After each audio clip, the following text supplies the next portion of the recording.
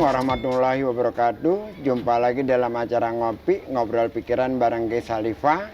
Sore ini saya ditemani oleh orang-orang muda profesional, keren, berdedikasi, punya kompetensi yang luar biasa, dan punya track record latar belakang yang saya kalau membacanya minder. Di sebelah kanan saya namanya Babai Farid. Selamat datang Pak Babai di Ombak Tepi Laut, di restoran Ombak Laut Ancol, dan di acara Ngopi Ngobrol Pikiran bareng Ges Khalifah. Ya. Silakan menikmati suasananya yang semakin menurut saya luar biasa. Ya. Kalau boleh GR sih. Luar biasa, luar biasa. Dan di sebelah kiri saya ini aktivis juniornya agak kejauhan dengan saya, makanya dia jauh lebih pintar dari saya sekarang ini. Karena kan kalau semakin muda kan semakin pintar dibanding kalau yang generasi tuanya itu lebih cerita gua zaman dulu gitu. Padahal nggak hebat-hebat juga gitu. Namanya Izul Waro dari Direksi Transjakarta. Selamat datang Pak Izul di acara Ngopi dengan Ges Khalifah. Hari ini kita ngobrol-ngobrol tentang perkembangan Jakarta, tentang Bank DKI, juga tentang Transjakarta. Karena ini dua hal yang lumayan vital. Bank DKI berkaitan dengan perekonomian, Transjakarta berkaitan dengan transportasi. Sebelumnya kita ngobrol dulu dengan Pak Babai. Pak Babai, ya. Bank DKI dapat penghargaan lagi kemarin. Penghargaan apa tuh? Keren banget itu. Ya, jadi kita ada penghargaan mengenai BUMD terbaik di Indonesia. BUMD terbaik di Indonesia. Ya. Itu Bank DKI nomor 1, apa gimana? Iya, nomor 1. Pak Izul, mohon maaf Pak Izul ya, Transjakarta dan Ancol. Iya, kita support lah saudara. Kita support saudara. Silakan. Ya. Terus ada penghargaan digital banking. Digital banking. Ya, karena kita ini mau menuju bank digital banking. Seperti itu. Karena ke depan di era industri 4.0 digital banking ini akan menjadi suatu hal yang harus ya, bagi perbankan menuju ke sana. Jadi Bank DKI itu bertransformasi menjadi digital banking. Menjadi digital banking. Ya.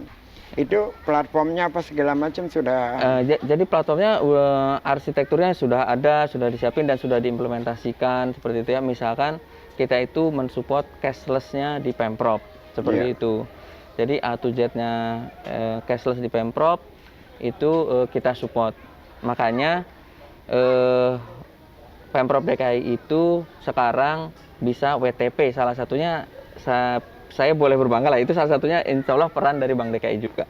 Oke. Ya, karena dengan teman-teman ngopi bareng ya, bahwa Bank DKI sekarang sudah memasuki dunia digital, dan salah satu dari keberhasilan Pemprov DKI mendapatkan WTP 3 kali berturut-turut.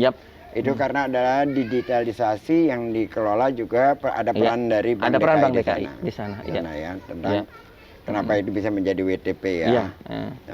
Terus kalau sekarang saya seringkali protes ya sebagai anak Jakarta, kalau masuk tol itu kartunya Bank Mandiri, yang lain-lain nggak pakai Bank DKI gitu. Nah itu alhamdulillah kita sekarang sudah bisa untuk tol di Jabodetabek ya. Tol Jabodetabek ya. Sudah bisa dengan kartu Bank DKI. Ya.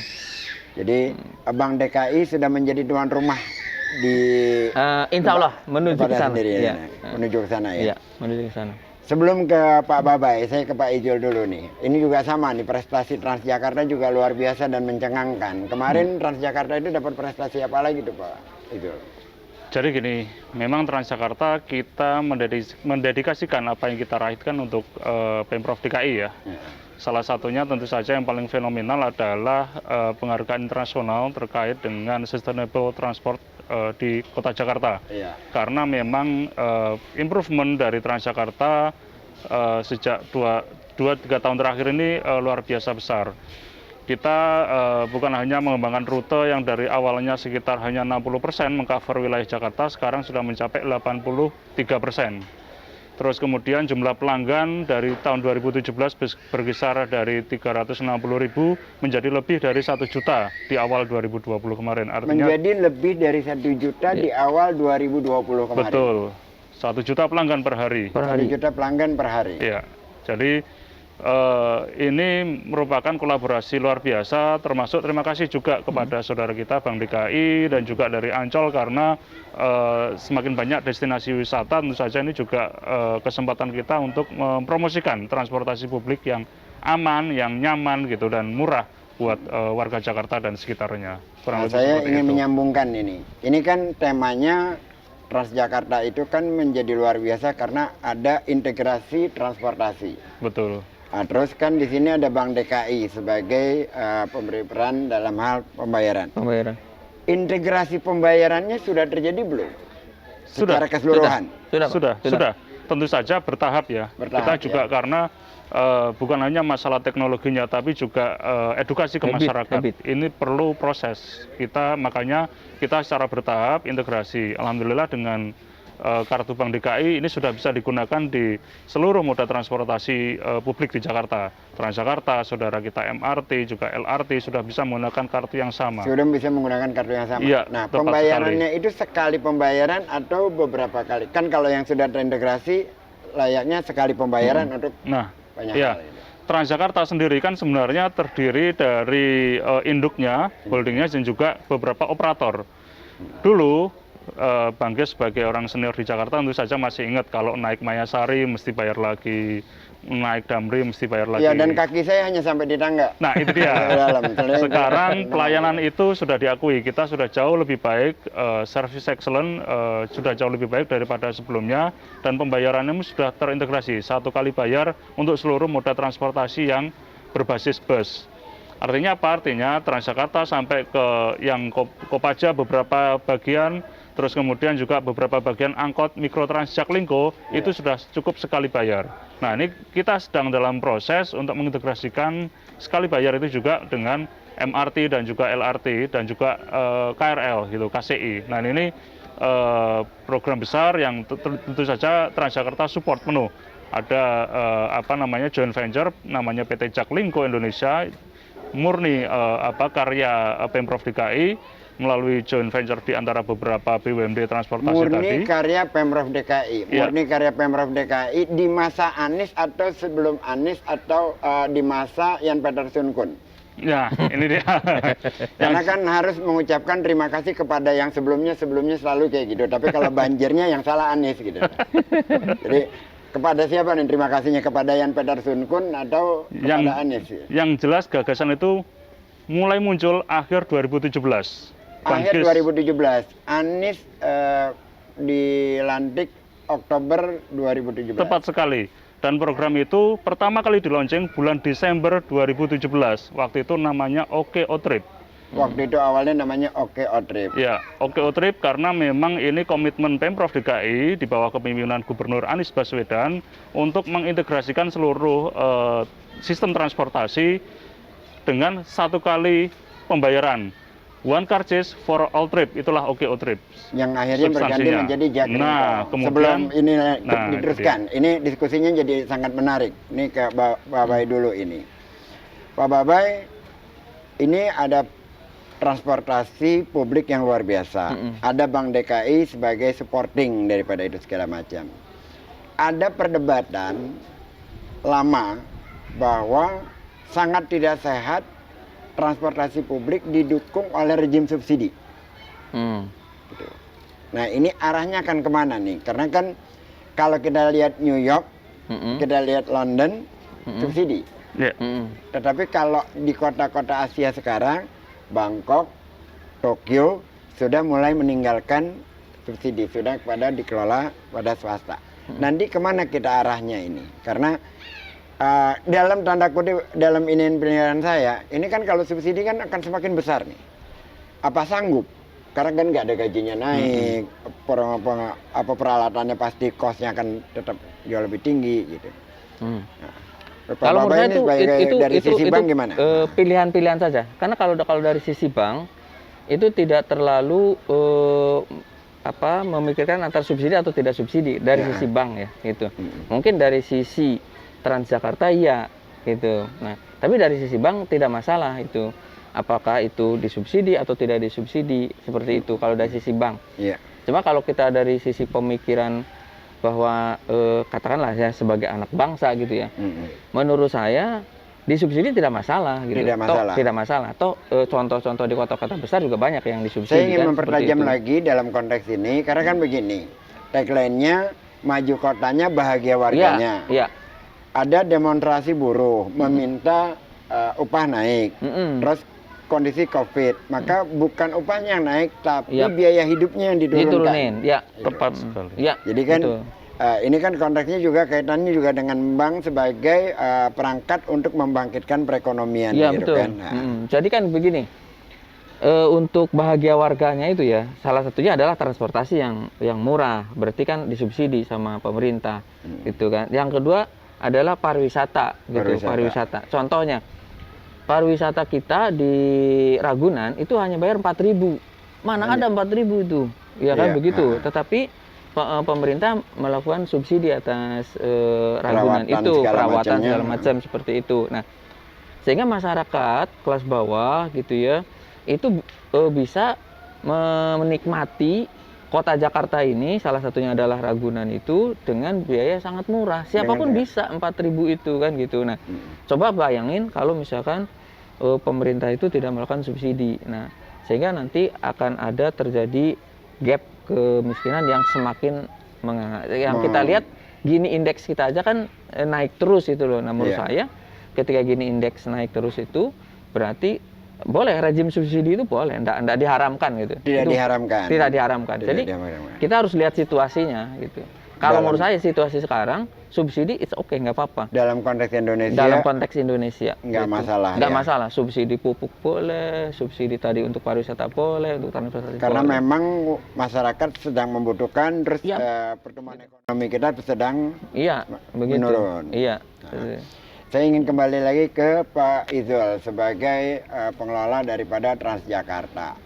Ini kita sudah cerita tadi bahwa orang masuk Jakarta sekarang bisa berkata, bukan hanya masuk, tinggal di Jakarta. Ada kalimat dari Pak Gubernur yang menyatakan warga tingkat kesuksesan apa yang dilakukan oleh Pemprov maupun oleh BUMD apabila warganya berkata untung tinggal di Jakarta. Sebetulnya itu sudah ada, masyarakat begitu. Iya. Nah, contoh ya yang itu. Banyak anak-anak yang di luar Jakarta itu sekolah di SD Kampung Bali. Karena gratis. Kayak gitu. Karena dapat yang lebih baik dibanding yang lebih baik. Dengan transportasinya yang murah. Padahal bukan warga Jakarta. Bahkan seperti ketika itu. Covid kemarin lagi tinggi, 28% jumlah rumah sakit kita dihuni oleh orang di luar berKTP Jakarta. Betul, seperti itu. Dan kita tidak pernah ada cerita warga non Jakarta nggak boleh kan, nggak pernah ada, nggak pernah ada cerita itu, gitu kan, gitu. Itulah menunjukkan Jakarta untuk negeri. Artinya, Jakarta bukan hanya untuk warga Jakarta, tetapi untuk seluruh warga Indonesia yang memang silakan terbuka fasilitas ini memang bisa dinikmati siapapun. Yang penting tetap pengelolaannya transparan, akuntabel dan juga sesuai dengan ketentuan perundangan yang berlaku. Dan bagi bank ya, Bang Ges, bagi Bank DKI itu kita khusus menyediakan plafon kepada seluruh rumah sakit Jakarta gitu. Apabila kekurangan cash flow itu dia tinggal ngambil. Teman-teman ngopi bareng, ini menarik bahwa kita tahu lah bahwa pada saat Covid tidak bisa dibohongi walaupun mereka teriak-teriak dengan penuh kedunguannya bahwa jangan politisasi corona dan macam-macam, tapi memang Jakarta yang paling siap dengan websitenya, dengan fasilitas rumah sakitnya, mengintegrasikan dan berkolaborasi dengan berbagai pihak pada saat menghadapi Covid. Ini baru lagi bahwa rumah sakit dijamin cash flow-nya oleh Bank DKI apabila mengalami kesulitan. Itu khusus rumah sakit daerah atau untuk kita khusus rumah sakit daerah. Khusus rumah sakit daerah. Iya. Jadi berarti kan rumah sakit daerah di Jakarta ada 38. Kita punya 400 puskesmas, punya 38 rumah sakit daerah. 38 rumah sakit dari 52 kecamatan ya. Dari 44. Dari 44 kecamatan ya. Dari 44 kecamatan kita punya 38 yang itu cash flow-nya kalau kesulitan selama ini sudah ada belum yang kesulitan cash flow itu? Selama ini ada beberapa gitu. Ada beberapa. Gitu ya. Dan ya, itu ya, bisa dijalankan dengan bisa baik. jalankan gitu. Oleh sebab itu mungkin kemarin Pak Gubernur bisa mengatakan bahwa 98% warga Jakarta BPJS-nya sudah memiliki BPJS semua ya, melewati daripada tingkat ini nasional ya. Karena seperti itu progresifnya itu di dalam. Jadi kita antisipasi, jangan nunggu dulu orang kesulitan baru kita kasih, tapi dipersiapkan lebih awal. Jadi apabila ada kesulitan silakan tinggal diam. Seperti itu. Ya. Saya ingin ke Pak Izul. Pak Izul, ini Transjakarta, Jaklingko, juga MRT disatukan. Terus stasiunnya, saya agak kaget, stasiun Tanah Abang itu menjadi sedemikian luar biasa. Stasiun Senen juga sudah. Dikit lagi yang sedang dikerjakan Manggarai dan stasiun mana lagi, ada 5 stasiun ini. Itu kan biasanya stasiun itu kan oleh PT KAI, di atasnya itu kan Menteri Perhubungan. Itu kan terkotak, terpilah gitu. Tidak berkolaborasi, tidak bisa. Ini proses sampai seperti itu gimana ceritanya itu Pak itu? Ini menarik sekali itu. Itulah briliannya ide Jaklingko yang dibawa oleh Pak Gubernur ya, bahwa semangat integrasi ini. Briliannya ide Jaklingko yang dibawa Pak Gubernur yang sekarang ya? Iya. Oh, jadi bukan di zamannya Peterson pun bukan. Jadi dengan ide integrasi itulah kemudian apa yang awalnya hadir sendiri-sendiri sekarang berkolaborasi, bahwa masing-masing moda transportasi memiliki segmennya, memiliki keunggulannya. Tentu saja memiliki kelemahannya, tetapi dengan integrasi kita bisa saling support satu sama lain, termasuk diantaranya dengan BUMN KAI, PT KAI. Dan ini juga suatu kolaborasi yang luar biasa, mengingat Pak Gubernur juga berhasil meyakinkan mantan gubernur yang menjadi presiden, dan tentu saja begitu. Dan beliau berkali-kali menyampaikan bahwa untunglah presiden itu mantan gubernur DKI. Jadi mengerti persoalan. Ya, itu memang untungnya kalau gubernur menjadi presiden ya, seperti itu. Jadi ini ke depannya kita harapkan integrasi ini semakin kuat dan semakin memudahkan masyarakat. Sekali lagi, masyarakat siapapun yang menggunakan fasilitas transportasi publik di Jakarta akan terlayani dengan nyaman, mudah, dan murah. Begitu. Nyaman, mudah, dan murah. Terkait murah, tadi menggelitik terkait subsidi.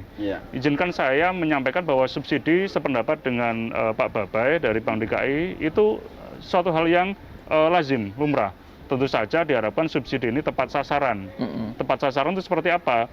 Pengguna transportasi publik tentu saja salah satu yang berhak mendapatkan subsidi. Mengingat transportasi publik itu berperan besar dalam hal pembangunan kota. Misalkan mencegah kota semakin macet parah, terus kemudian mencegah kota terpolusi semakin parah. Karena apa? Karena kalau masyarakat, ibaratnya gini, 1 juta pelanggan Transjakarta, kalau kita bayangkan semuanya menggunakan mobil, seperti apa kemacetan Jakarta, kerugian ekonomi yang ditimbulkan seperti apa, polusi udara yang ditimbulkan dari asap knalpotnya seperti apa, luar biasa. Jadi sah-sah saja mendapatkan subsidi asalkan tadi tepat sasaran. Nah, inilah program Jaklingko Indonesia nantinya ke depan mengarah ke sana. Diharapkan semakin lama ke depan improvement ini bisa semakin dipilah. Pelanggan atau penumpang mana yang paling berhak mendapatkan subsidi. Itu berapa persen dari total wilayah DKI yang sudah masuk transportasi publik seperti Jaklingko, Transjakarta, dan segala macam itu? Per tahun ini 83%, Bang. Kita harapkan tahun depan sudah menyentuh 90%. Kenapa? Karena sekali lagi, transportasi merupakan salah satu fasilitas pendukung prioritas untuk mendapatkan kualitas hidup yang lebih baik. Jadi ukurannya apa? Tadi 83% adalah ukurannya dari halte dan juga rambu bus stop kita. Karena kan beberapa rute Mikrotrans Jaklingko itu masuk ke wilayah pemukiman yang memang jalan sempit ya. Jadi tempat berhentinya adalah rambu bus stop saja. Jadi tidak dibangun halte. Secara simpel masyarakat bisa naik dan turun di lokasi itu. Nah, ukurannya tadi 83% adalah radius 500 meter. 83% radius 500 meter. Radius 500 meter dari titik-titik pemberhentian itu. Itu 83% wilayah Jakarta sudah tercover oleh layanan kita gitu. Layanan Transjakarta. Jadi ibaratnya dimanapun Anda tinggal di Jakarta, jalan kaki maksimal 500 meter sudah ketemu Transjakarta. itulah jalan kaki maksimal 500 meter sudah ketemu dimanapun Anda tinggal di Iya. Jakarta. Iya. Teman-teman ngopi bareng, filosofi kalimat yang sederhana tapi artinya tidak sederhana. Untung tinggal di Jakarta itu semakin mendekati pada kenyataan karena transportasi publik yang sudah memasuki berbagai wilayah di DKI. Dan kalau saya boleh berkata berdasarkan pengalaman saya ya, di zaman bahkan belum lama, di tahun 80-an kan kemari tidak terlalu lama, akhir-akhir 80-an, betapa repotnya kalau saya mau misalkan ke Rawabelong, itu harus 3 atau 4 kali ganti kendaraan gitu kan. Karena kan di zaman dulu tempat diskusi jauh-jauh, ada LSI-nya Pak Adi Sasono di sana, ada Paramadina di Buncit. Itu tidak ada transportasi yang langsung. Apalagi kalau mau nonton bola, itu kaki di tangga aja, itu kaki yang nggak bisa kita masuk ke dalam dan penuh sekali. Jadi kalau ada orang menyatakan bahwa gubernur tidak bisa kerja, ya mungkin karena pada saat kecil dia lahirnya kekurangan oksigen otak. Jadi cara berpikirnya tidak tumbuh.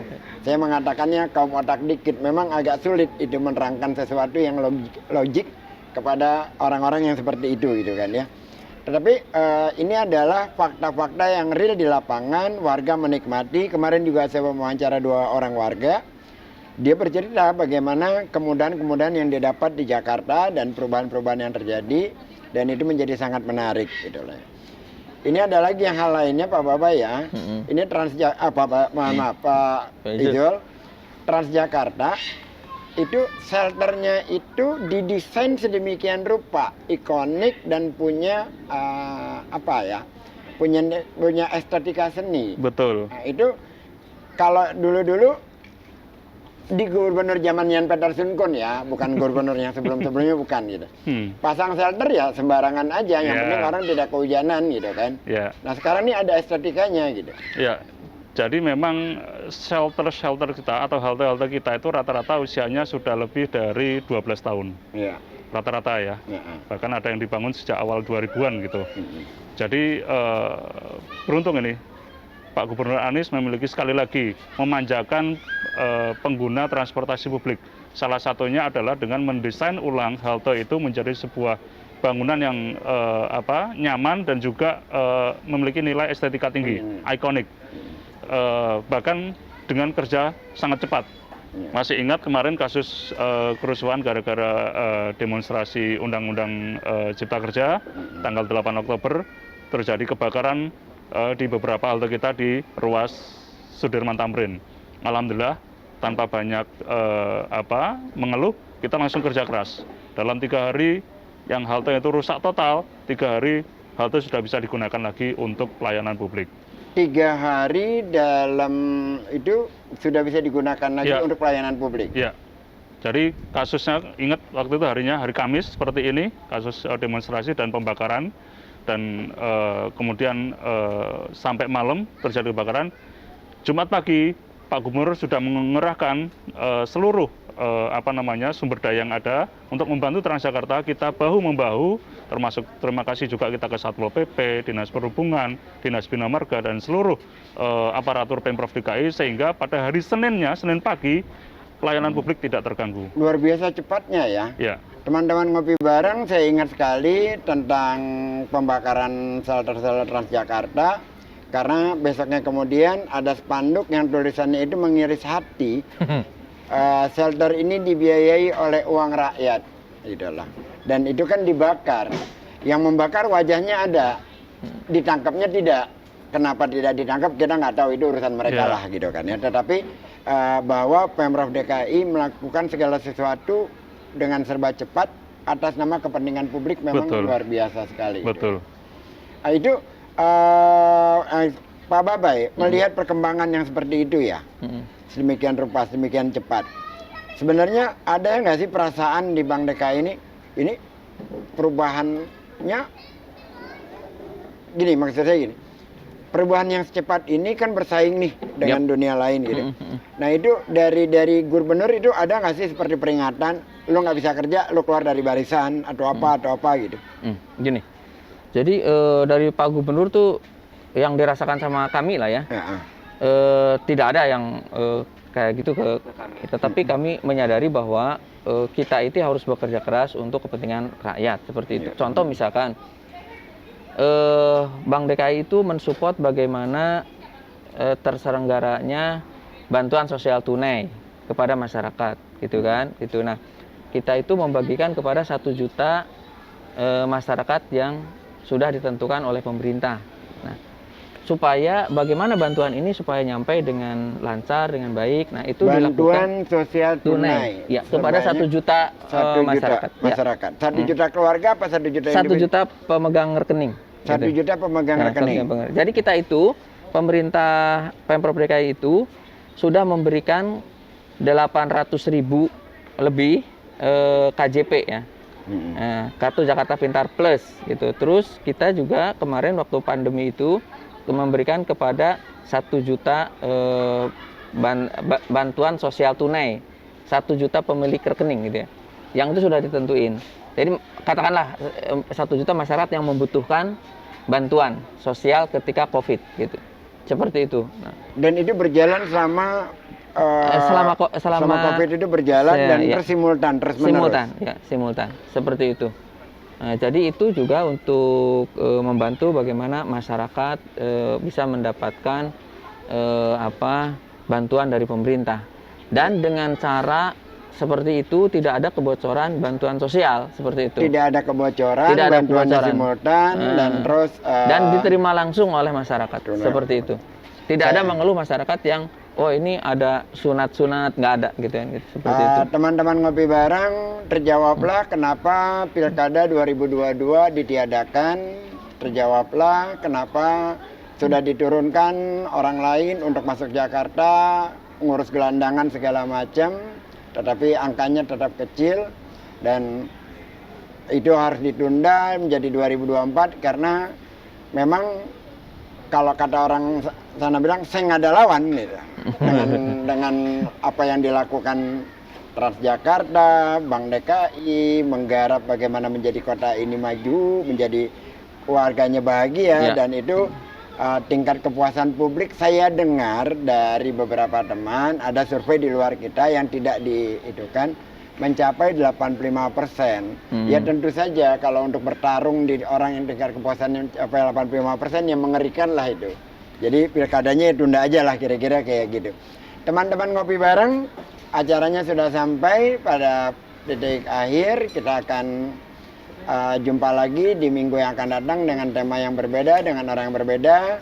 Hari ini banyak sekali sebenarnya yang harus saya ingin tanyakan dengan Pak Babai dari Direksi Bank DKI, dengan Pak Izul Waro dari Direksi Transjakarta yang sekarang ini boleh dikatakan bahwa membawa Jakarta seperti sekarang, tentunya dengan kerja tim bersama.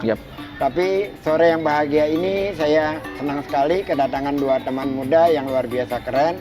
Insya Allah Jakarta akan semakin maju dan semakin membahagiakan kita semua. Ada American News dari Ocean Rim Samudra.